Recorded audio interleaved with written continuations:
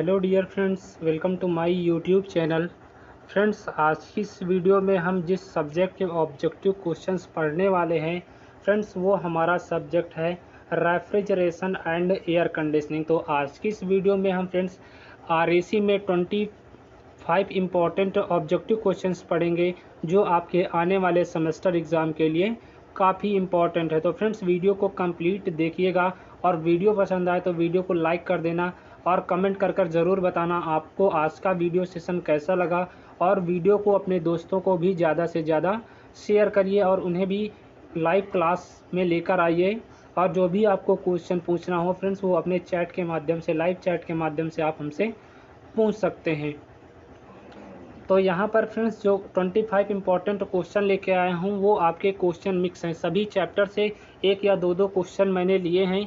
इसके पहले भी मैंने काफ़ी सारी वीडियोस आपके लिए अपलोड कर रखी हैं, चाहे वो आपका आरएसी सब्जेक्ट हो, कैड कैम सब्जेक्ट हो, हाइड्रोलिक्स हो, आपका एनर्जी कंजर्वेशन हो, CS सेकंड हो या इन्वायरमेंटल स्टडीज़ हो। तो काफ़ी आपके लिए काफ़ी सब्जेक्ट की वीडियोस यहाँ पर अपलोड कर दी गई हैं। पर्टिकुलर सब्जेक्ट के नाम से उसका प्लेलिस्ट बना रखा है, आप वहां से जाकर सारी पुरानी वीडियो वॉच कर सकते हैं और अपने दोस्तों को भी मेरे YouTube चैनल के बारे में उनको ज़रूर बताएं। तो चलिए फ्रेंड्स, आज का पहला क्वेश्चन लेते हैं और क्वेश्चन आपका पूछा गया है the value of COP in vapour compression cycle is usually, यानी कि वाष्प संपीड़न चक्र में COP का मान सामान्यतया होता है। तो यहाँ पर फ्रेंड्स आपको क्वेश्चन हिंदी एंड इंग्लिश दोनों लैंग्वेजेस में मिलेंगे, जो आपको सूटेबल हो आप उससे पढ़ सकते हैं। तो क्वेश्चन एक बार फिर से रिपीट कर रहा हूँ फ्रेंड्स आपके लिए।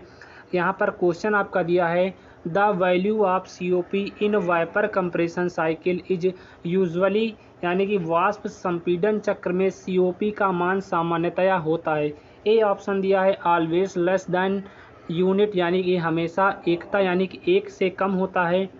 बी ऑप्शन है ऑलवेज मोर दैन यूनिट, यानी कि एक से अधिक होता है। सी ऑप्शन है इक्वल टू यूनिट, यानी कि एक के बराबर होता है। एंड डी ऑप्शन है any one of the above, यानी कि इनमें से कोई भी इसका करेक्ट आंसर हो सकता है। तो इसका सभी लोग कमेंट बॉक्स में आंसर कमेंट करेंगे और साथ साथ फ्रेंड्स आप लाइव चैट के माध्यम से इसका आंसर कमेंट करते जाइएगा, जिससे आपको आपके एग्ज़ाम के लिए आपने कितनी प्रिपरेशन कर रखी है आपको पता चल जाए। तो इसका फ्रेंड्स जो करेक्ट ऑप्शन होगा वो आपका होगा 1, यानी कि ऑलवेज मोर देन 1 यूनिट होती है, यानी कि जो आपका यहाँ पर COP का मान होता है वो हमेशा एक से अधिक होता है।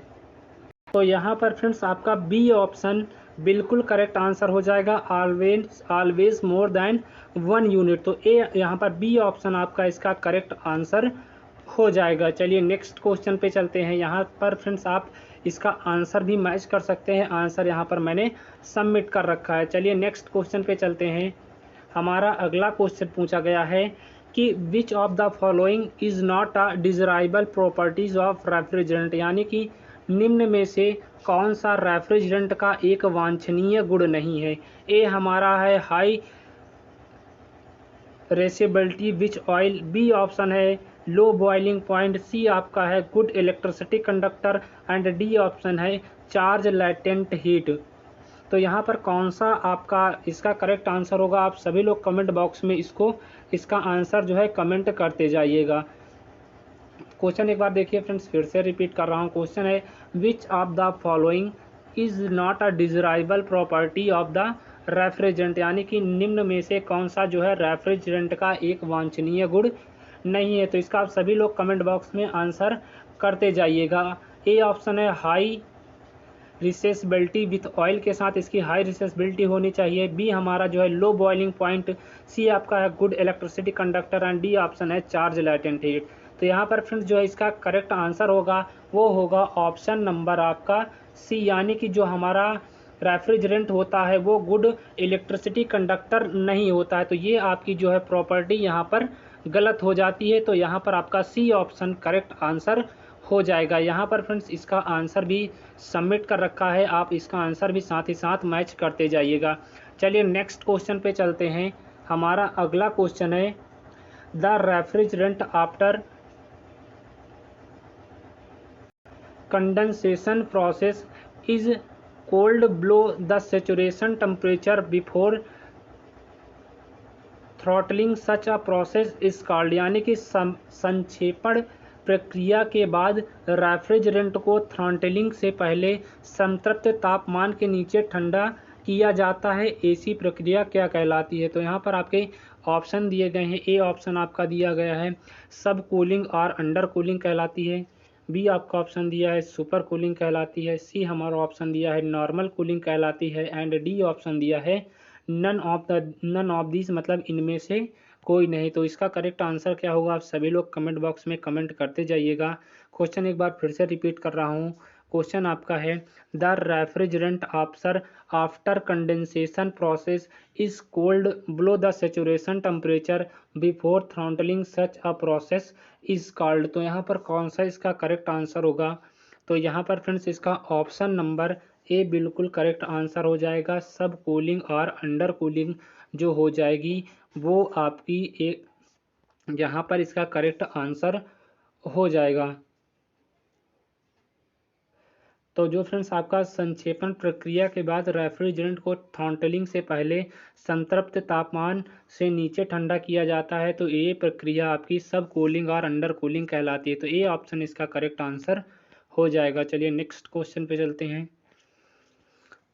हमारा यहाँ पर अगला क्वेश्चन पूछा गया है the capillary tube as an expansion device is used, यानी कि इसका ट्यूब एक विस्तार उपकरण के रूप में प्रयोग की जाती है। तो ए ऑप्शन है डोमेस्टिक रेफ्रिजरेंट के रूप में, बी हमारा है वाटर कूलर्स के रूप में, सी हमारा है रूम एयर कंडीशनर्स में, एंड डी ऑप्शन है ऑल ऑफ द एबव। तो इसमें कौन सा करेक्ट आंसर हो जाएगा? आप सभी लोग इसका आंसर कमेंट करते जाइए। तो डी ऑप्शन है आपका ऑल ऑफ द एबो।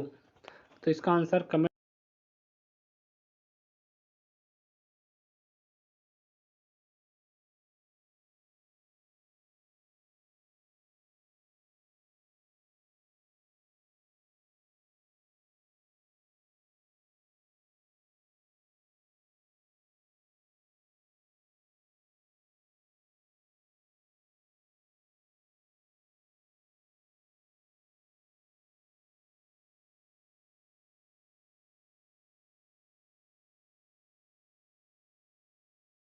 Encountered in refrigeration cycle should be, यानी प्रशीतन चक्र में पाया जाने वाला उच्चतम तापमान होना चाहिए।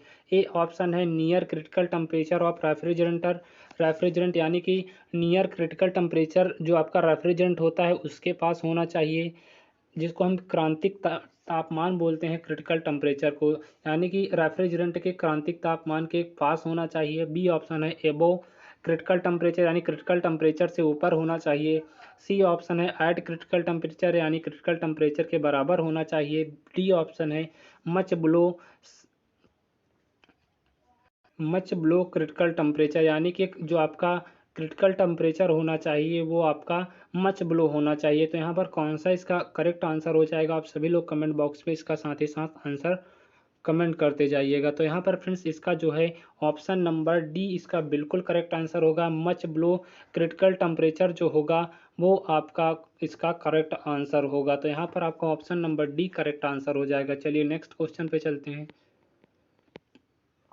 आपका अगला क्वेश्चन है the domestic refrigerator use following type of compressors, यानी कि घरेलू रेफ्रिजरेंट निम्न प्रकार के कंप्रेसर का उपयोग करता है। तो ये हमारा सेंट्रीफ्यूगल ऑप्शन दिया है, बी आपका है एक्सियल यानी कि अच्छी है, सी आपका है miniature sealed unit, D option है पिस्टन टाइप रेसिप्रोकेटिंग। तो इसका कौन सा करेक्ट आंसर होगा? क्वेश्चन एक बार फिर से देख लीजिए। घरेलू रेफ्रिजरेंट निम्नलिखित प्रकार के कंप्रेसर का उपयोग करता है।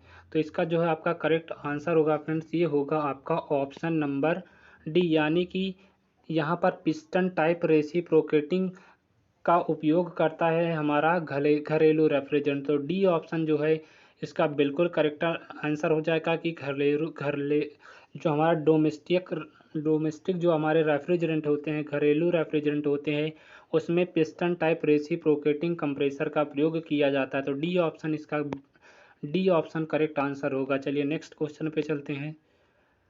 हमारा अगला क्वेश्चन पूछा गया है कि क्रांतिक तापमान वह तापमान होता है जिसके ऊपर यानी कि critical temperature is a temperature above विच।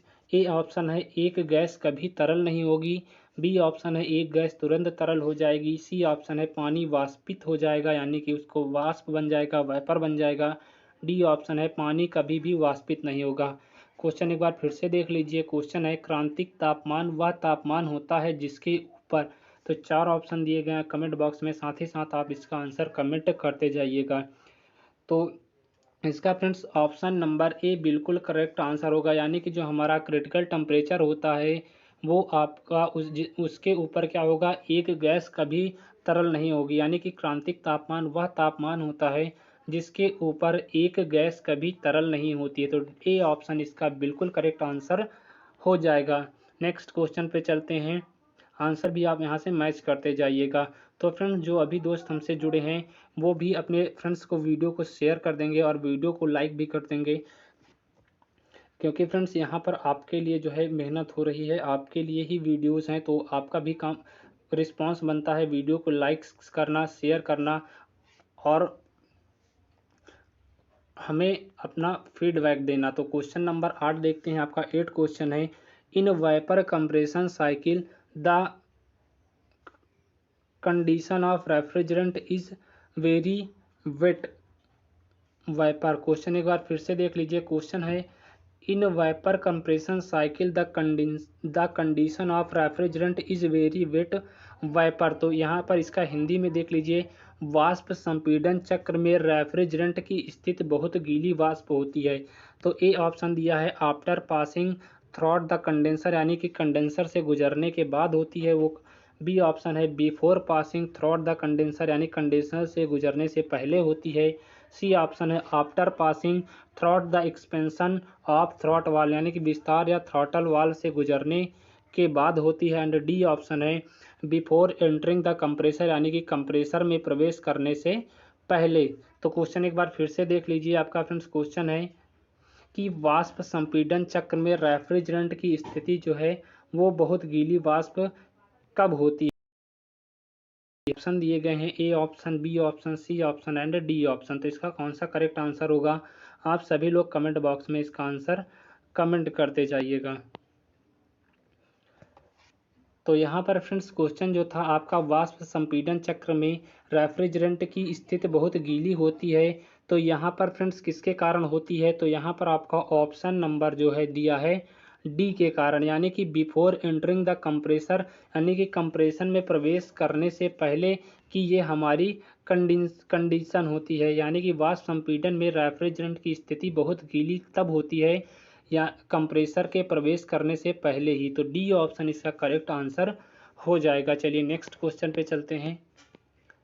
हमारा अगला क्वेश्चन है during cooling and dehumidification dry bulb temperature, यानी कि शीतलन और निरार्द्रीकरण के दौरान शुष्क बल्ब तापमान कैसा रहता है। ए हमारा रिमेंस कांस्टेंट, यानी कि स्थिर रहता है, बी आपका इंक्रीज यानी बढ़ता है, सी आपका डिक्रीज यानी घटता है, एंड डी आपका है नन ऑफ द एबव, यानी कि नन ऑफ दीज, इनमें से कोई नहीं। तो इसका जो करेक्ट आंसर होगा आप सभी लोग कमेंट बॉक्स में इसका आंसर कमेंट करिएगा। एक बार क्वेश्चन फिर से पढ़ दूँ आपके लिए। क्वेश्चन है during cooling the dehumidification dry bulb temperature, यानी शीतलन और निरार्द्रीकरण के दौरान जो हमारा शुष्क बल्ब तापमान कैसा रहता है। तो यहाँ पर जो है आपका ऑप्शन नंबर सी बिल्कुल करेक्ट आंसर हो जाएगा, यानी कि शीतलन और निरार्द्रीकरण के दौरान जो हमारा शुष्क बल्ब का तापमान रहता है वो घट जाता है। तो सी ऑप्शन इसका बिल्कुल करेक्ट आंसर हो जाएगा। चलिए नेक्स्ट क्वेश्चन पे चलते हैं। हमारा अगला क्वेश्चन है अमोनिया एब्जॉर्प्शन रेफ्रिजरेंट साइकिल रिक्वायर्ड्स, यानी कि अमोनिया एब्जॉर्प्शन रेफ्रिजरेंट साइकिल को किसकी रिक्वायर्ड होती है, किसकी आवश्यकता होती है। तो ए है वेरी लिटिल वर्क इनपुट की, यानी कि बहुत कम वर्क इनपुट की आवश्यकता होती है, बी हमारा मैक्सिमम वर्क इनपुट की उससे आवश्यकता होती है, सी हमारा है nearly same work input of vapour, यानी कि नियरली जो होती है सेम इनपुट जो होती है वो वाइपर कंप्रेशन साइकिल के बराबर होती है, एंड डी ऑप्शन है जीरो वर्क इनपुट होती है। तो इसका कौन सा करेक्ट आंसर होगा, आप सभी लोग कमेंट बॉक्स में इसका आंसर कमेंट करते जाइएगा। कि अमोनिया एब्जॉर्प्शन रेफ्रिजरेंट साइकिल को किसकी रिक्वायर्ड होती है। तो यहाँ पर आपका ऑप्शन नंबर ए बिल्कुल करेक्ट आंसर होगा। A very little work input की आवश्यकता होती है, यानी कि ए ऑप्शन आपका बिल्कुल करेक्ट आंसर होगा। अमोनिया एब्जॉर्प्शन रेफ्रिजरेंट साइकिल को वेरी लिटिल वर्क इनपुट की आवश्यकता होती है, तो ए ऑप्शन इसका करेक्ट आंसर हो जाएगा। चलिए नेक्स्ट क्वेश्चन पे चलते हैं। हमारा अगला क्वेश्चन पूछा गया है कि which of the following refrigerant has the highest freezing point. तो यहाँ पर आपके कुछ रेफ्रिजरेंट के नाम दिए गए हैं, इनमें से किसका हाईएस्ट फ्रीजिंग पॉइंट होता है। तो ए है हमारा अमोनिया, बी आपका है कार्बन डाइऑक्साइड का, सी आपका है सल्फर डाइऑक्साइड का, एंड डी ऑप्शन है R12 रेफ्रिजरेंट। तो इसका कौन सा करेक्ट आंसर होगा, काफ़ी इंपॉर्टेंट है क्वेश्चन, आपके लिए पूछ भी सकता है इसको आपके सेमेस्टर एग्जाम में। तो क्वेश्चन आपका था कि which of the following sentence has a highest freezing point. तो यहाँ पर फ्रेंड्स आपका ऑप्शन नंबर बी इसका बिल्कुल करेक्ट आंसर हो जाएगा, यानी कि जो हमारा कार्बन डाइऑक्साइड होती है रेफ्रिजरेंट, उसका जो है हाईएस्ट फ्रीजिंग पॉइंट होता है। तो बी ऑप्शन इसका करेक्ट आंसर हो जाएगा। चलिए नेक्स्ट क्वेश्चन पे चलते हैं, साथ ही साथ आप इसका सभी क्वेश्चंस का आंसर भी मैच करते जाइएगा। चलिए नेक्स्ट क्वेश्चन आपका है, a standard ice point temperature correspond to the temperature of, यानी कि एक मानक बिंदु तापमान के तापमान से मेल खाता है। तो यहाँ पर क्वेश्चन एक बार फिर से देख लीजिए। क्वेश्चन है एक मानक बिंदु का जो टेम्परेचर होता है वो किसके टेम्परेचर से मेल खाता है या मैच करता है। तो यहाँ पर चार ऑप्शन दिए गए हैं। ए आपका है 0 डिग्री सेल्सियस पर पानी से, बी आपका दिया है आइस एट 4 डिग्री सेल्सियस यानी कि 4 डिग्री सेल्सियस पर बर्फ, सी आपका है सॉलिड एंड ड्राई आइस पर, एंड डी ऑप्शन है mixture of ice and water under equilibrium condition, यानी कि संतुलन की स्थिति में बर्फ और पानी का जो मिश्रण का टेम्परेचर होता है वो एक मानक बर्फ बिंदु तापमान से मेल खाता है। तो इसका जो करेक्ट आंसर होगा वो होगा फ्रेंड्स आपका ऑप्शन नंबर डी। तो ऑप्शन नंबर डी यानी कि mixture of ice and water under equilibrium condition, यानी कि संतुलन की स्थिति में बर्फ और पानी का जो मिश्रण होता है वो आपका एक मानक बिंदु तापमान की तापमान से मेल खाता है। तो डी ऑप्शन यहाँ पर इसका करेक्ट आंसर हो जाएगा। चलिए नेक्स्ट क्वेश्चन पे चलते हैं। हमारा अगला क्वेश्चन है, the sub cooling in refrigerant cycle A एक प्रशीतन चक्र में उपशीतलन। तो ए ऑप्शन है डज नॉट अल्टर सीओपी, यानी कि उसमें सीओपी का मान नहीं बदलता है। बी ऑप्शन है इंक्रीज सीओपी, यानी कि जो सीओपी का मान है वो बढ़ जाता है। सी ऑप्शन है डिक्रीज सीओपी, घट जाती है। डी ऑप्शन है नन ऑफ द एबो, यानी कि इनमें से कोई नहीं, नन ऑफ दिस। तो क्वेश्चन एक बार फिर से देख लेते हैं। क्वेश्चन है एक प्रशीतन चक्र में उपशीतलन कैसा होता है। तो वहाँ पर डज नॉट अल्टर सीओपी नहीं बदलता है, इंक्रीज कर जाता है, सीओपी डिक्रीज कर जाता है। तो इसका जो करेक्ट आंसर होगा वो होगा फ्रेंड्स आपका ऑप्शन नंबर बी, यानी कि सीओपी जो होता है वो हमारा बढ़ जाता है एक प्रशीतन चक्र में उपशीतलन में। तो यहाँ पर बी ऑप्शन जो है इसका करेक्ट आंसर हो जाएगा। चलिए नेक्स्ट क्वेश्चन पे चलते हैं। हमारा अगला क्वेश्चन है, the freon group of refrigerant R, यानी कि रेफ्रिजरेंट का फ्रेयान समूह है। ए आपका है हेलोकार्बन रेफ्रिजरेंट, बी आपका है एजोट्रोप रेफ्रिजरेंट, यहाँ पर होना चाहिए था। सी ऑप्शन है inorganic refrigerant, and D option आपका यहाँ पर दिया है हाइड्रोकार्बन रेफ्रिजरेंट। तो इसका कौन सा आपका इसका करेक्ट आंसर होगा।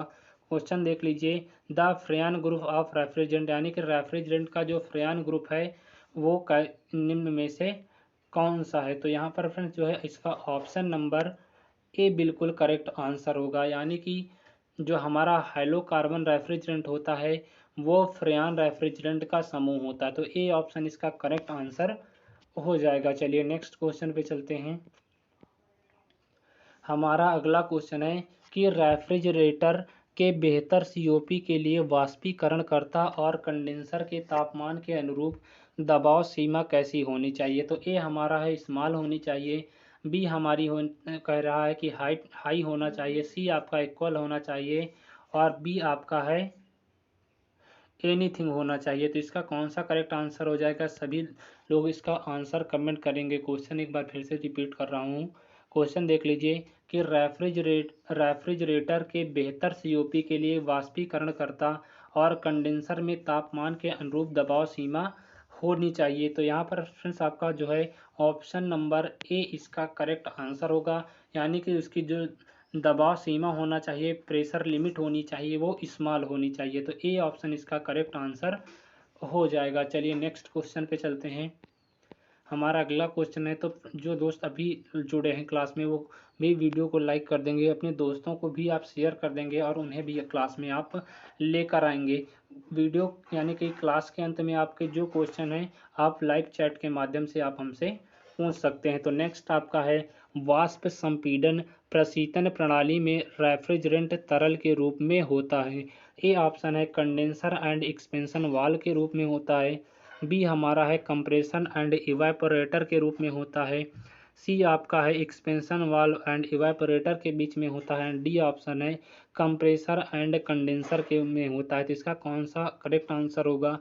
क्वेश्चन देख लीजिए, वाष्प संपीड़न प्रशीतन प्रणाली में रेफ्रिजरेंट तरल के रूप में कौन सा होता है? तो यहाँ पर फ्रेंड्स जो है आपका ऑप्शन नंबर सी बिल्कुल करेक्ट आंसर हो जाएगा। एक्सपेंशन वाल्व एंड जो हमारा इवेपोरेटर होता है वो रेफ्रिजरेंट तरल के रूप में होता है वाइपर कंप्रेशन रेफ्रिजरेशन सिस्टम में। तो सी आपका इसका बिल्कुल करेक्ट आंसर हो जाएगा। चलिए नेक्स्ट क्वेश्चन पे चलते हैं।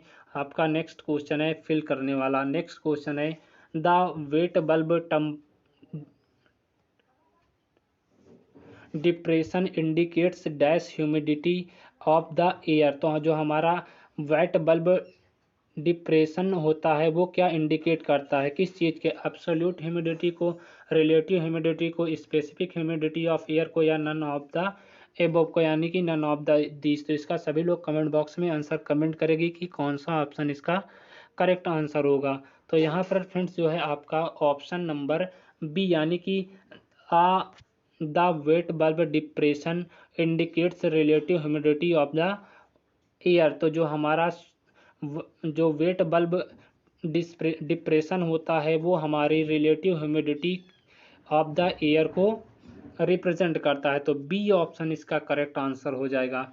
चलिए नेक्स्ट क्वेश्चन पे चलते हैं। हमारा अगला क्वेश्चन पूछा गया है, the leakage in a refrigerant system using freon is detected by. यानी कि फ्रेन का उपयोग करते हुए प्रशीतन प्रणाली में रिसाव का पता लगाया जाता है। किस प्रकार? हैंडल टॉर्च के द्वारा लगाते हैं, सल्फर स्टिक्स के द्वारा लगाते हैं, सोप्स एंड वाटर यानी कि साबुन और पानी के साथ, डी ऑप्शन है ऑल ऑफ दिस, यानी कि इन सभी के साथ हम फ्रेन का उपयोग करते हैं एक रेफ्रिजरेंट सिस्टम में रिसाव का पता लगाने में। तो इसका जो करेक्ट आंसर होगा वो होगा फ्रेंड्स आपका ऑप्शन नंबर बी, यानी कि बी ऑप्शन आपका बिल्कुल करेक्ट आंसर हो जाएगा। वहाँ पर रेफ्रिजरेंट सिस्टम साइकिल में यानी सिस्टम में रिसाव का पता लगाने के लिए हम सल्फर स्टिक का उपयोग करते हैं। तो बी आपका ऑप्शन करेक्ट आंसर हो जाएगा।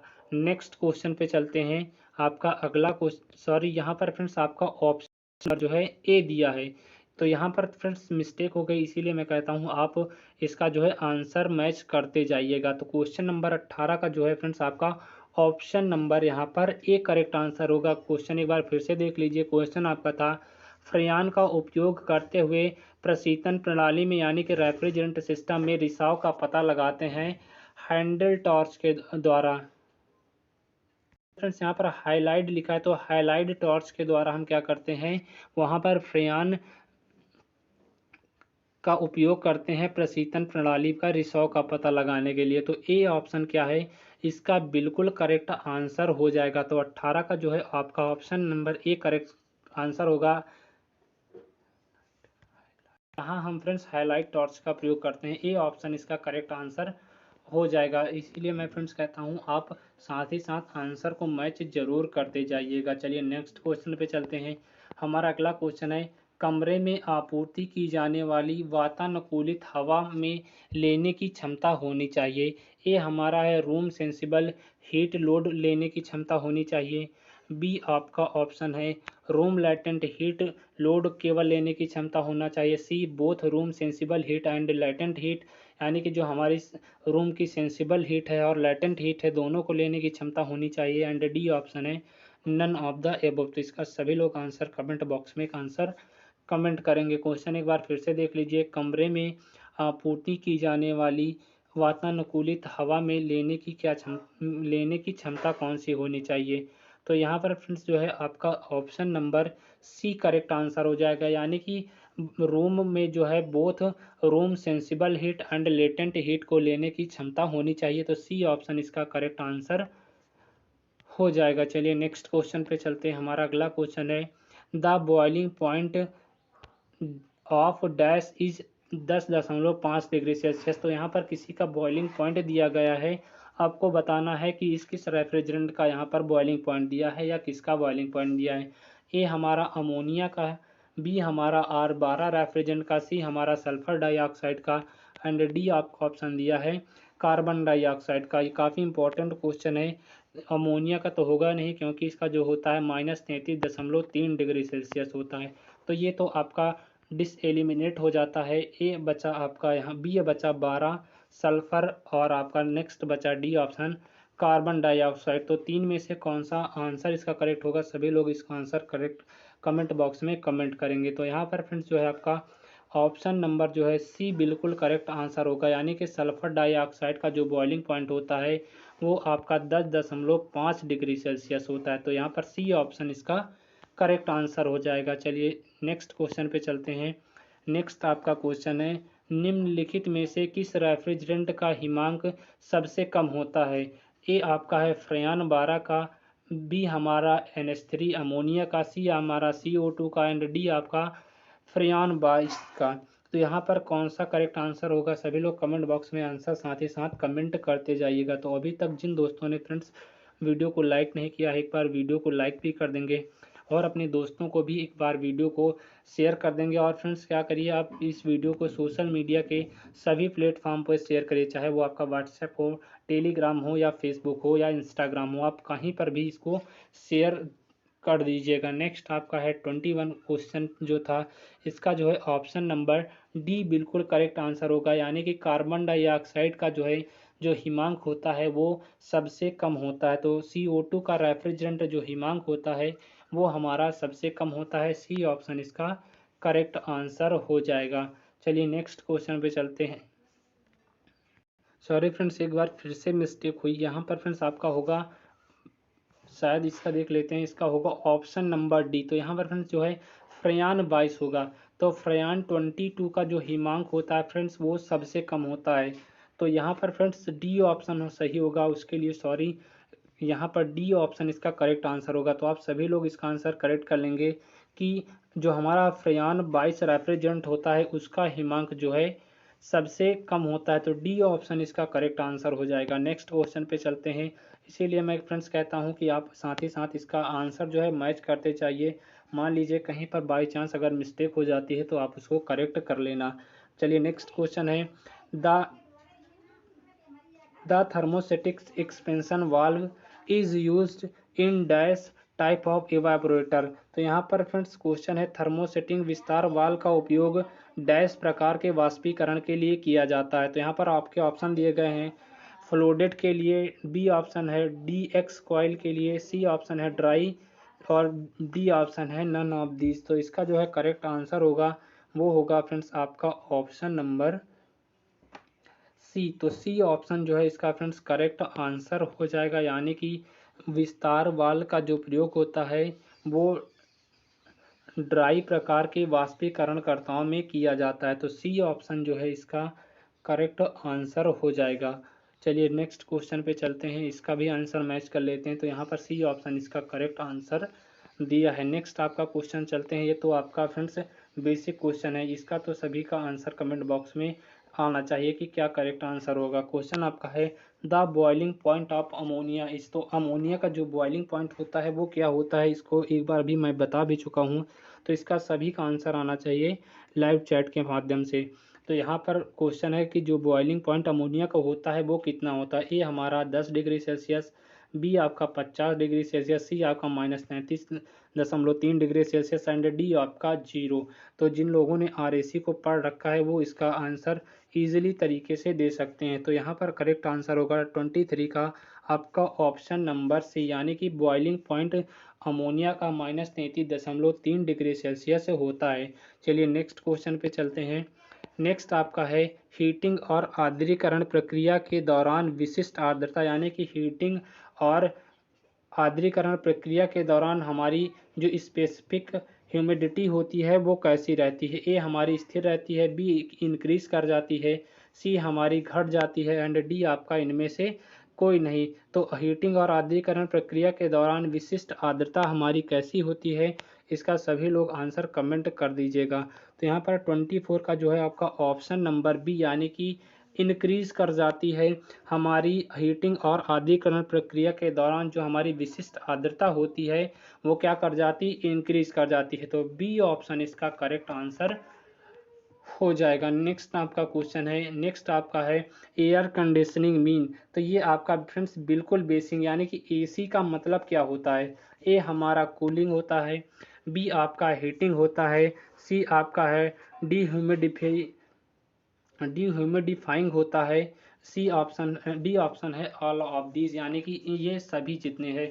तो AC का मतलब क्या होता है, इसका आप सभी लोग आंसर कमेंट कर देना। AC एयर कंडीशनिंग मीन, तो यहाँ पर आपका फ्रेंड जो है ये यहाँ पर आपका AC का मतलब होता है कूलिंग भी होता है, यानी कि ठंडा करना, बी ऑप्शन होता है हीटिंग करना, सी ऑप्शन है डिह्यूमिडिफाइंग करना एंड डी ऑप्शन है ऑल ऑफ दिस। तो यहाँ पर फ्रेंड्स जो है डी ऑप्शन बिल्कुल करेक्ट आंसर हो जाएगा। एक इसी का मतलब होता है कूलिंग करना, हीटिंग करना, डिह्यूमिडिफाइंग करना।